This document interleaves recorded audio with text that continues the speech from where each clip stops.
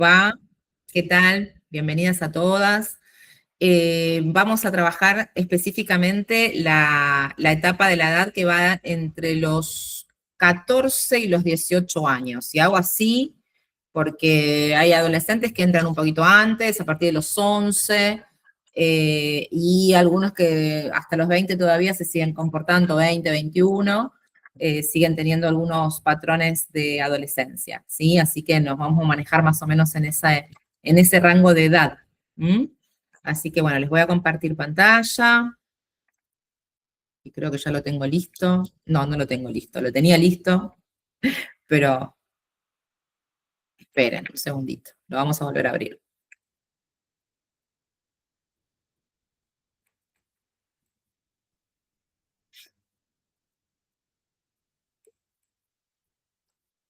Ahí está.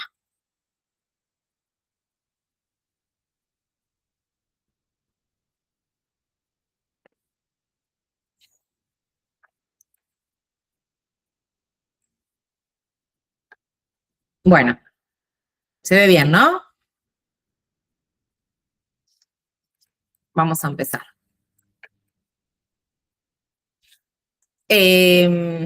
Acá no me voy a detener mucho porque ustedes ya vienen trabajando con adolescentes, son todas experimentadas, ¿sí? Pero bueno, vamos a hacer un poquito así de repaso general, que dice que la adolescencia es un lugar de transición, es el duelo por la infancia y la aceptación de los cambios que se manifiestan en todos los ámbitos, físicos, hormonales, fisiológicos, psicológicos, anímicos y sociales. Y también es el despertar de la sexualidad de manera activa. O sea, es una etapa bastante compleja, ¿sí? Algunos adolescentes van a madurar antes, otros van a madurar después. En la entrevista clínica, esto es una de las preguntas que está buena que hagan, o sea, cuando tengan la entrevista con los papás, consultarles qué tipo de adolescente es, si todavía juega, si todavía se comporta, vamos a decir, como un niño más chiquito, o si ya está arreglándose, en el caso de las chicas haciéndose la planchita, los varones ya hablando de chicas, o sea, si ya empezó con esa cuestión o si todavía está en una etapa anterior. Y las dos cosas son aceptables. No es que porque yo considero que tiene 15 años ya tendría que estar haciendo cosas de adolescente, no necesariamente, ¿sí? Eso siempre remite a una evaluación personal que tenemos que hacer en cuanto a qué tipo de adolescente estamos, pero no suponerlo a partir de lo que los papás nos dicen. A ver, vamos a avanzar un poquito.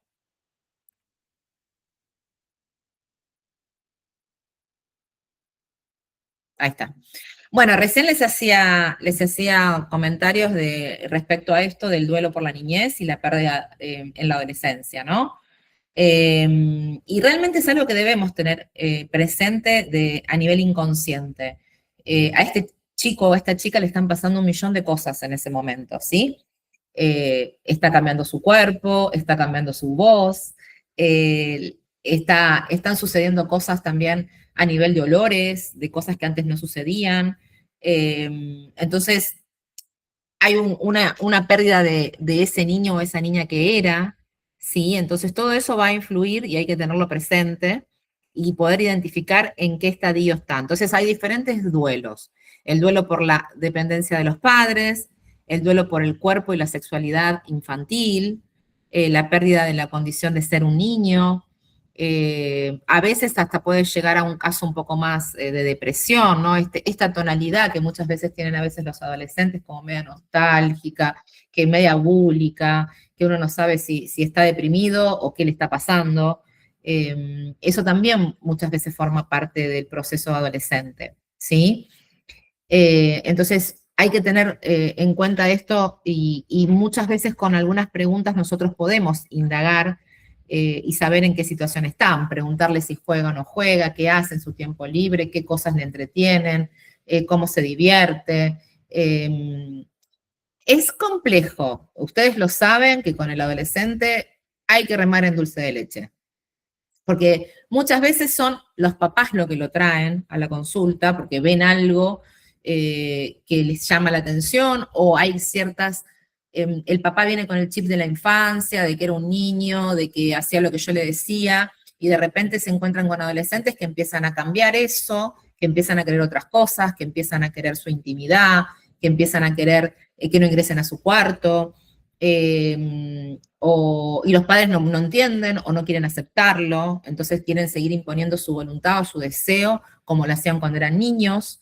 Entonces también el trabajo con el adolescente es un trabajo con los papás, ¿sí? Entonces cuando uno hace la entrevista de inicio, muchas veces el papá dice no, porque deja todo tirado, es un desastre, ya no le presta atención a la escuela como antes, y en la primaria se sacaba todo 10, y ahora está siempre ahí con el 7, que a veces no pasa. Estaba por decir con el 5, porque en Panamá la calificación más alta es 5. Entonces se me mezclaron ahí los números. Entonces, el papá dice, no, y aparte que quiere salir todo el tiempo, o que está todo el día encerrado en su cuarto, que no quiere compartir con los demás. Y yo le digo, bueno, bienvenido a la adolescencia. Tenés un adolescente. Pero a veces también es difícil para los papás entender eso, ¿sí? Y empiezan las discusiones, los problemas, que quiero que comparta tiempo con nosotros, que por ahí el adolescente se quiere quedar en el cuarto, y hasta dónde lo dejo y hasta dónde no lo dejo. Entonces vienen con toda esta temática, el nene o la nena o el niño o el adolescente viene obligado a la terapia y ahí está, nos dejan el paquete, ¿no? Entonces nosotros decimos, ¿cómo estás? Bien. ¿Cómo te fue hoy? Bien. ¿Y qué hiciste hoy? Nada.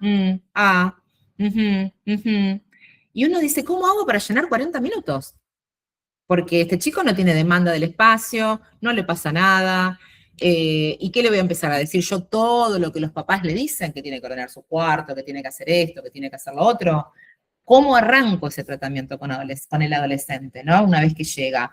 A veces sucede un milagro que resulta que a veces es el adolescente el que pide el espacio. Entonces uno cuando le es el adolescente que pide el espacio corre con ventaja, porque dice, bueno, algo me va a traer, algo le está pasando. Y en general se hace un poco más fluida la conversación, ¿sí? Pero antes de entrar de lleno en lo que podría ser un tratamiento con los adolescentes, me gustaría un poco hablar de la familia, ¿sí? De la familia que pertenece a este adolescente. Entonces es importante identificar en dónde está posicionado la mamá o el papá o los cuidadores, depende cómo esté armada, orquestada esa familia, ¿sí? Entonces acá dice, son aquellas familias que no favorecen la salida del adolescente, una familia más endogámica se podría decir, que lo sobreprotege, y que sigue tratando al adolescente como si fuera un niño, ¿no? Y esto puede, depende de la personalidad del adolescente, nos podemos encontrar. O bien, con un adolescente que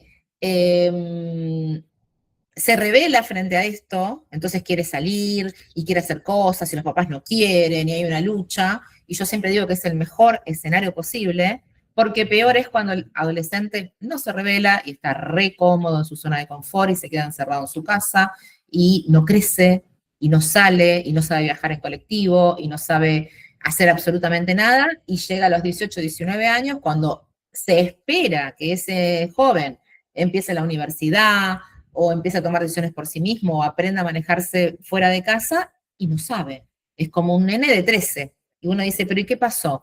Y bueno, que la familia lo sobreprotegió tanto y él estaba tan cómodo que ahora es un adulto joven con una, y creo que la palabra aplica, con una discapacidad social. O sea, que no se puede vincular con los otros, que no sabe cómo manejarse con los otros. Entonces ahí es como un trabajo que Paola lo sabe bien porque lo ha tenido que hacer con un ex paciente mío, estoy segura, con Nicolás, que uno tiene que empezar a darle herramientas de no sabe viajar en colectivo, no se elige su propia ropa, sí, por ahí va a la universidad y vuelve, pero no tiene vida social, no ha debutado sexualmente. Entonces, en esos casos es como mucho más complejo el trabajo luego. Entonces, si tenemos la suerte de que la familia lo trae cuando todavía está en una etapa anterior, ahí nosotros podemos empezar a trabajar con la familia esta cuestión. Que la familia se anime, que la familia acompañe todos los procesos y los cambios que son necesarios en esta etapa, ¿sí? Y bueno, y después tenemos del otro lado de la vara, obviamente que esto es de un lado una cosa, del lado de otro, y en el medio un montón de matices, aquellas familias que por el contrario sí favorecen de manera activa, como que empujan al adolescente cuando en el caso de que sea un poquito quedado, a que salga a la vida social, le ponen actividades, le invitan gente a casa, le organizan cosas, esas son familias que están muy involucradas en el desarrollo de los hijos. En el nivel de sacarlos afuera, no digo que los otros no, pero los otros por ahí son papás más temerosos o que por su propia historia personal. Ojo, esto también es interesante. Cuando hacemos las devoluciones con las familias, poder identificar cuáles son las proyecciones de esos papás. Si, por ejemplo, no, porque yo cuando era chica a mí me dejaban hacer lo que quería y yo a los 14 empecé a fumar marihuana y yo no quiero que a mi hijo le pase lo mismo. Cuando uno escucha esas frases, ¿no? Entonces yo no lo dejo salir porque no quiero que le pase lo mismo. O porque yo me veo identificado, yo sé que ella es como yo, o él es como yo, y va a cometer los mismos errores.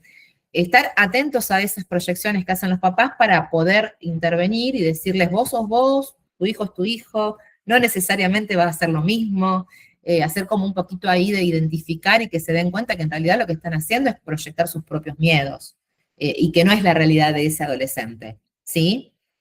Entonces, acompañar a la familia, a veces te dicen, no, pero a mí me da miedo, prefiero ir a buscarlo yo al colegio, y el colegio queda a 5 cuadras, ¿no?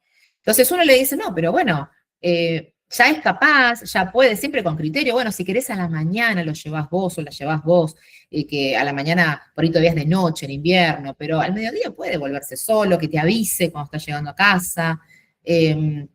Como empezar a ayudarlos a que ellos vayan soltando de a poco y vayan educando un futuro joven adulto funcional, ¿sí? Que hoy por hoy se ve mucho eso. Entonces, hay un video que después se los voy a compartir en el grupo, que habla de los 4 estilos de crianza y agrega uno más, que me parece bastante acertado. Entonces habla de los padres democráticos, que sería el ideal al que queremos arribar todos, padres que son capaces de negociar, padres asertivos, padres que no cierran con sí o no, sino que plantean interrogantes, y hacen que el adolescente piense sobre lo que está haciendo, que acompañan de otra manera. Ese sería como el objetivo final. Después tenemos los autoritarios, que se creen que con 3 gritos ya está, ya resolvieron todo, y que no es la manera. Yo a veces le digo, ¿vos qué querés? ¿Que te tengan respeto o que te tengan miedo? Porque una cosa es la autoridad o la figura de autoridad y otra cosa es el autoritarismo, ¿sí? Que aparte yo les digo, eso tiene a veces uno dice, no, pues yo les pego un cachetazo y ya está, se termina el problema. Digo, bueno, eso te va a funcionar hasta cierta edad. Cuando ya tu hijo o tu hija te sobrepasa en tamaño y en fuerza, y ya no se va a dejar que le des un cachetazo. Y entonces, ¿qué hicimos? ¿Cómo lo educamos? Estamos criando no a un adolescente que queremos que nos respete, estamos criando un futuro adulto. ¿Cómo queremos que se maneje en sociedad? ¿Qué le estoy enseñando entonces? ¿Que las cosas se arreglan con un grito y con un cachetazo? Eso le estoy enseñando, que los conflictos se resuelven de esa manera. Entonces después cuando me llaman de la escuela porque se peleó con un compañero, me enojo, pero fue lo que yo le enseñé en casa, con el ejemplo. No le enseñé a dialogar, no le enseñé a poder buscar resoluciones de otro lugar. Entonces, bueno, esos son los autoritarios, ¿sí? Después tenemos otro perfil que son los papás sobreprotectores, esto que les decía, que no les dejan hacer nada, que generan hijos inseguros el día de mañana, porque, a ver, yo por eso siempre insisto que pidan los cuadernos. Cuando ustedes pidan los cuadernos van a ver cómo es el universo de ese niño. Y a mí me ha pasado de más de una vez de abrir un cuaderno de un nene y darme cuenta que, porque yo los hago dibujar en el consultorio, y encontrar un dibujo que no era de él. Un dibujo. Y decirle, ¿quién hizo este dibujo? Mi mamá. Porque así, entonces, ¿qué le está enseñando esa mamá? Con ganas de que le vaya bien, que se saque una buena nota. No es que lo está haciendo de mala que es. Le está enseñando que tal vez lo que él hace no tiene valor, que él está aprendiendo que mi mamá lo hace mejor, entonces, ¿para qué lo voy a hacer yo? Mejor que lo haga ella. Y eso después se replica en la vida adolescente y ni hablar en la vida adulta, ¿no? Entonces, la sobreprotección y tampoco es el camino. Entonces le nombré, a ver si no me equivoco, autoritarios, democráticos, le nombré los sobreprotectores. Después hay otro tipo de papás, que son como más, bueno, ya con un extremo, digamos, un extremo bastante negativo, que tiene que ver con estos papás que no prestan atención a sus hijos, que están completamente ausentes, que uno se encuentra con que el adolescente llega a casa y no tiene a nadie, nadie le pregunta nada, no sé, porque los papás o es una familia completamente disfuncional, o hay alguien en la familia que tiene algún tipo de adicción, o los papás simplemente están en la suya y no le prestan atención. Entonces eso también, eso es como un escenario bastante triste y bastante oscuro, porque a veces no se puede hacer que estos papás de repente les presten atención. Y por ahí el trabajo ahí es más con el adolescente, de que busque otras figuras significativas. Bueno, tus papás no están presentes, pero tenés un abuelo, tenés un primo, tenés un amigo, tenés un docente, tenés el espacio terapéutico, o sea que traten de buscar esa red y esa contención en otros ámbitos que en casa no va a estar. ¿Por qué digo esto? Porque uno cita a los papás, los llama, interviene, pero después no pasa nada. Después en la semana se diluye y viene el adolescente otra vez decepcionado diciendo al final a nadie le importo, a nadie le intereso. Entonces, digamos que en ese escenario es un poquito más difícil. Y después tenemos un perfil, me quedaron dos, no sé por qué, pero me están quedando dos. Uno que es como los papás que son completamente permisivos, que le dejan hacer de todo. Ay, sí, si quiere esto yo se lo compro, quiere la Play 5 se la compro, donde todo es porque sí, porque pobrecito, que no le falte nada. Muchas veces son papás que han pasado muchas carencias en su adolescencia o en su niñez, entonces tratan de llenarlos de regalos, le dan, menos lo que necesitan, que son límites. Entonces después son adultos que no funcionan bien en sociedad porque no tienen los límites bien claros, porque viene un jefe a decirle que tiene que hacer algo y se quedan mirando como, ¿cómo? Si yo soy el rey, ¿cómo yo voy a seguir una orden? Entonces, tampoco es la solución, ¿sí? Y hay un último tipo que tiene que ver con aquellos papás y hablo papás, pueden ser mamás solas, pueden ser diferentes tipos de familias, ¿sí? Eh, que le dicen el barrenieves, o el que los que le están resolviendo los problemas antes que sucedan. Entonces ya le tienen la vida planificada hasta los 48 más o menos. Ya saben qué carrera va a seguir, todo marcado, y si quiero que sea el más popular, lo voy a anotar en este deporte, y le voy a elegir los amigos, y le voy a, bueno, obviamente que eso tampoco, ¿no? Entonces, es importante, no lo van a detectar en la entrevista de inicio, por supuesto, nadie va a poder identificar eso, va a haber algunos patrones que nos van a hacer ruido, pero a medida que vayamos avanzando en el tratamiento con el adolescente, por eso yo siempre digo que no pierdan el contacto con la familia. Ahora después vamos a ver esto, porque en la adolescencia es diferente al niño. Cuanto más grandes son, menos citamos a la familia. Si tengo un adolescente de 17 años que lo que me trae a consulta son cuestiones que no son intrafamiliares, que son cuestiones típicas de la edad, que no sabe qué va a estudiar, que no sé, se peleó con una novia, con un novio, ahí no voy a citar a la familia. O sea, ¿para qué voy a estar citando a la familia, no? Voy a tratar de trabajar más con con los que sí son más chiquitos o que tienen situaciones más vulnerabilidad, ¿sí? Chicas, soy un poco hincha, les voy a pedir a todas que por favor me prendan la cámara, porque si no para mí es muy difícil, si no las veo, me cuesta un poco avanzar, ¿sí? A las que tengan la cámara apagada, yo sé que de repente tienen que hacer algo, la apagan, hacen y vuelven, pero yo necesito como este feedback entre nosotras, si no es como que estoy hablando sola, ¿sí? Gracias. Bueno, pubertad y desarrollo hormonal. Recién estábamos hablando de esto, ¿sí? El despertar sexual en la adolescencia a veces se da de manera precoz o tardía. Es función del profesional de la salud como agente de cambio, pedir permiso a la familia y luego hablar de sexualidad con el menor. Acá pueden pasar muchas cosas. A veces hay familias que practican algún tipo de religión, entonces es un poquito complicado meterse en ese tema. Lo vamos a evaluar, o por ahí hay una orientación sexual distinta a la heterosexualidad, y el adolescente nos pide que por favor no hablemos de eso con la familia. Hay que ir viendo caso por caso, ¿sí? Lo que sí, las familias en general, cuando uno le dice, a ver, si el chico tiene 15, 16 años y no no está ni cerca de tener relaciones sexuales, no vamos a hablar de esto, lo vamos a incomodar.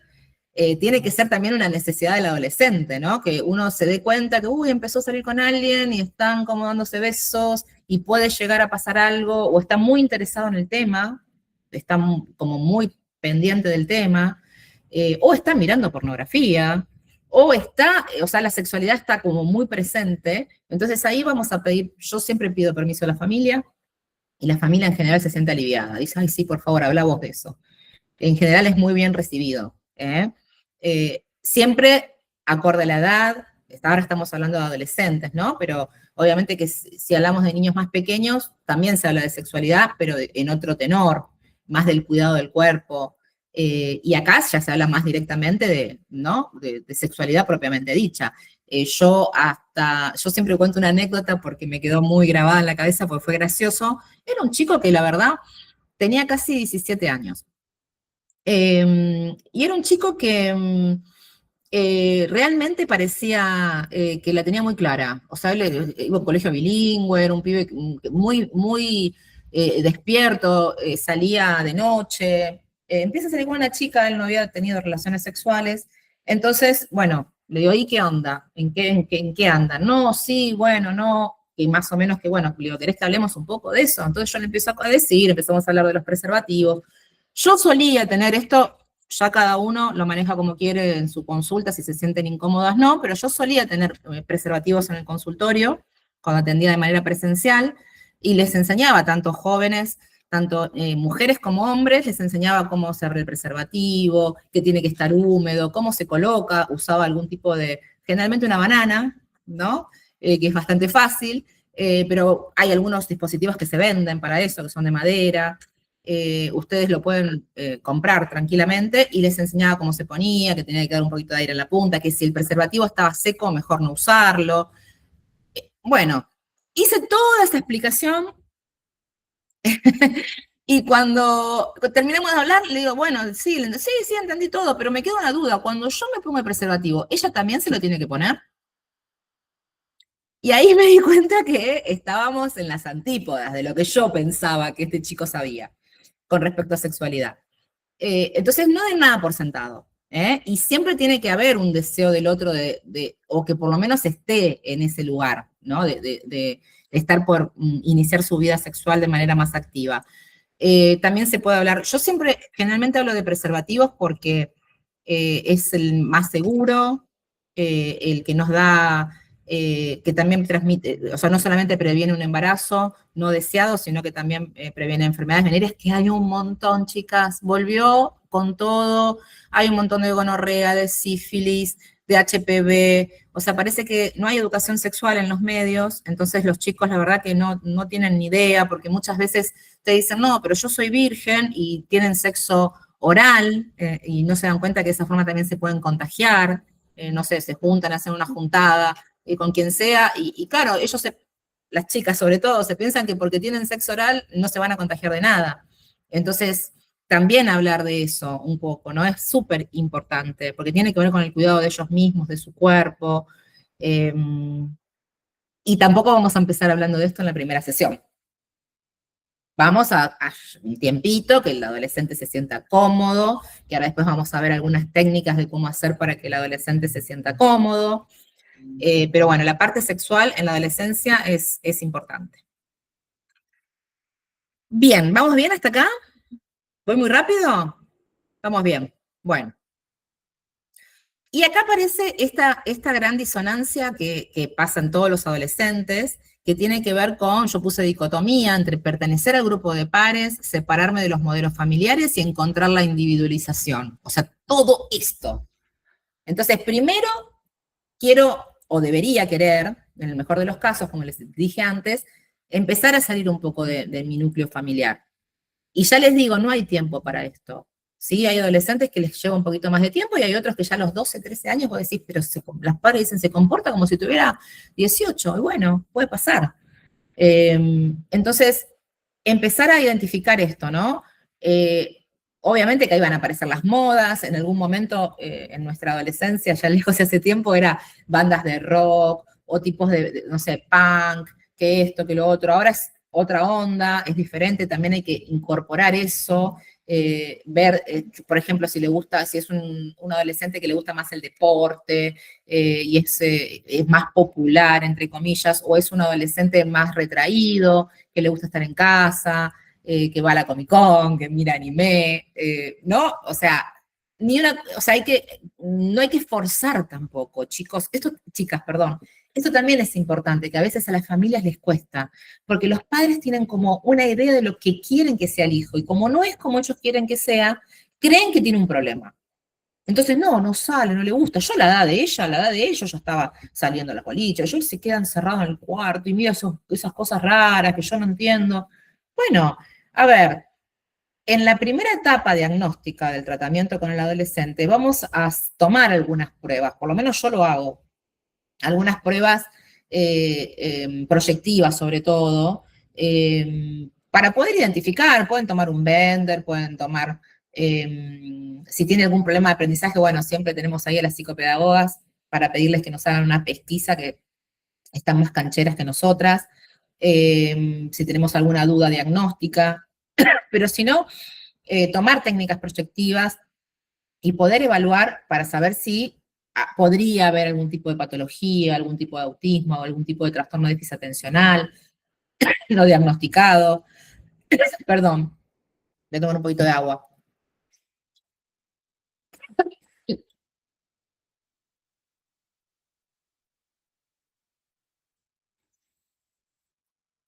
Ya la garganta me está jugando una mala pasada.